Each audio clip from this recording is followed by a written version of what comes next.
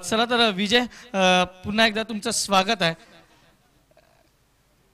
खरं तर पृथ्वीराज चषक 2025 पर्व 11वे आहे आणि तुम्ही दरवर्षी या स्पर्धेत खेळायला येता. दादांवरचं असलेलं प्रेम तुम्ही नेहमीच सांगता. आणि काय सांगाल या स्पर्धेबद्दल? कारण विजय पावले तर आम्हाला ऑलराऊंडर म्हणून माहीत होते, परंतु विजय पावलेची जी बहरदार खेळी, आज जे अर्धशतक झळकावलं आहे आणि आज जो परफॉर्मन्स केला त्याबद्दल काय सांगाल आणि या स्पर्धेबद्दल?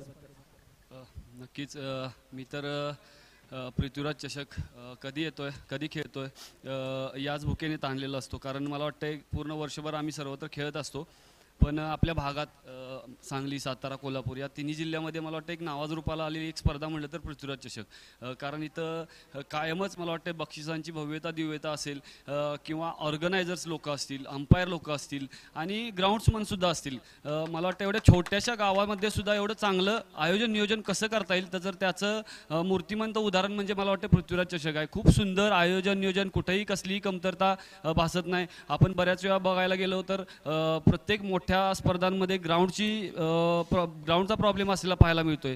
इथं जरी एक साईड पॅक असली तरी सुद्धा असं वाटत नाही कुठेतरी आपण एक साईड पॅक अशा ग्राउंडवर खेळतोय. कारण पुढचा ॲटमॉस्फिअर आहे आणि जी स्पर्धेची बांधणी आहे. कारण या स्पर्धेमध्ये मला वाटतं कुठलाही खेळाडू असा मोका राहू शकत नाही. कारण तालुका वाईज आहे, गाव वाईज आहे, आयकॉन आहे, त्याच्याबरोबर 40+ सुद्धा आहे आणि ओपनच्या सुद्धा टुर्नामेंट, म्हणजे अशी कुठलीच स्पर्धा अजून मी बघितलेली नाही जी या पद्धतीनं या स्वरूपात घेतली जाते. कारण 40+ पासून मला वाटतं 18 ते आमच्या टीममध्ये 16 वर्षाचा मुलगा आता जो लेफ्टी बॉईंग टाकत होता, त्याच्या पण मला वाटतं लहान मुलांपासून मला वाटतं आता जे आपलं क्रिकेट संपवण्याच्या मार्गावर त्या लोकांपर्यंत इथं खेळायला भेटतंय. तर मला वाटतं आभार मानतो भाऊंचं आणि त्यांच्या पूर्ण परिवाराचं. कारण एक चांगली स्पर्धा आणि दरवर्षी स्पर्धेमध्ये बक्षिसांच्या रकमेत सुद्धा वाढ केली जाते. कारण आता बघितलं गेलं तर प्रत्येक ठिकाणी आपण 5 लाख, 10 लाख, 15 लाख अशा स्पर्धा बघत जातोय, पण आपल्या भागामध्ये 3 लाख म्हणजे आपल्याला 15 लाखापेक्षा कमी नाही. कारण आपल्या इकडे खूप छोट्या छोट्या स्पर्धांना जाऊन सुद्धा आपण आपली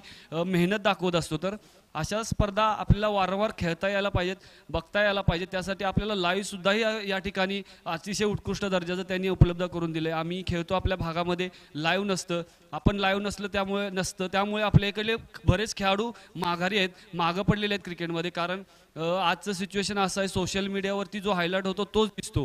कारण प्रत्येक खेळाडू, प्रत्येक सिलेक्टर किंवा प्रत्येक टीममधले ओनर्स लोक असतील ती गावागावात जाऊन बघू शकत नाही. तर मला वाटतं जे लोक एक चांगली टुर्नामेंट ऑर्गनाईज करतात त्याचबरोबर ती टुर्नामेंट लाईव्ह कशी करता येईल याच्याकडे सुद्धा त्यांनी प्राधान्य द्यायला पाहिजे. कारण आपल्या भागामध्ये खूप मोठं टॅलेंट आहे.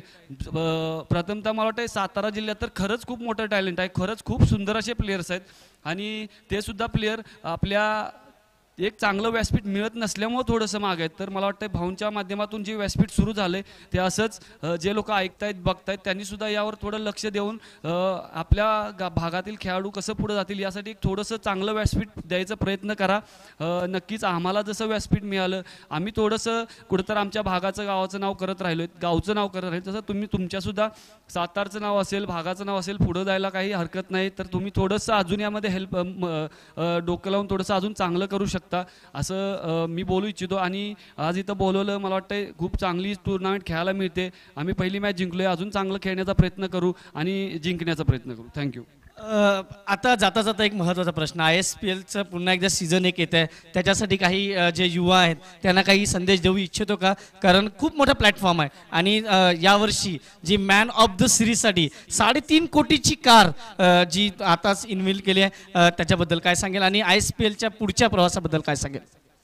नक्कीच मी लास्ट इयर पण बोललो होतो, ISPL हे क्रिकेटच आहे, खूप मोठी स्पर्धा आहे, पण आपण आत्ता जे क्रिकेट खेळतोय तेच तिथं क्रिकेट खेळायचं आहे. फक्त भव्यता दिव्यता वेगळी आहे त्या क्रिकेटची, त्यामुळं आपल्याला वेगळं वाटते.